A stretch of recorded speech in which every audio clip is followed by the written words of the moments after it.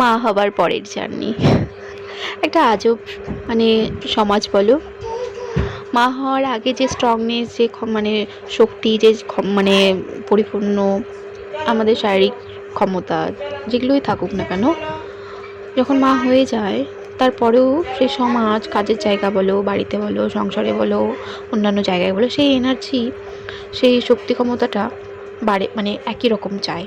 এটা কি আদৌ সত্যি? সত্যি কি একই রকম ক্ষমতা থাকে মা হওয়ার পরে? শারীরিক মানে স্ট্রংনেসটা, মনোবল, সব কিছু কি এক থাকে? আমার মনে হয় প্রত্যেকটা মেয়েরাই এটা উপলব্ধি করতে পারবে যে এক থাকে না।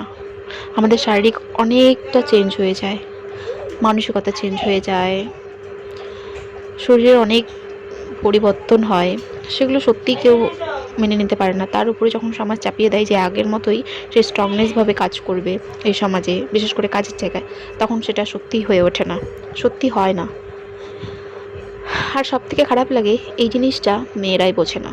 মেয়েরাই মেয়েদের শত্রু, এটা একদম চরম বাস্তবতা, মানে বাস্তব কথা।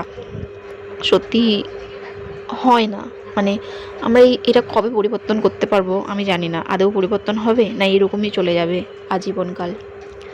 তো আরেকটাও কথা, যখন তুমি মা হতে যাবে, তখন যে কেয়ারনেসটা পাবে সবার কাছ থেকে, যখন মা হয়ে যাবে তখন আর সেটা পাবে না। তখন একটা অদ্ভুত ফিলিংস, মানে তুমি আর কেউ নও, সব কিছু কেয়ার যেন ওই বেবিটার ওপরে।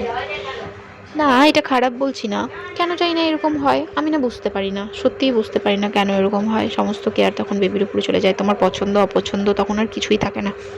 নিজের পছন্দ তখনই থাকে যখন তুমি নিজের কিছু করবে।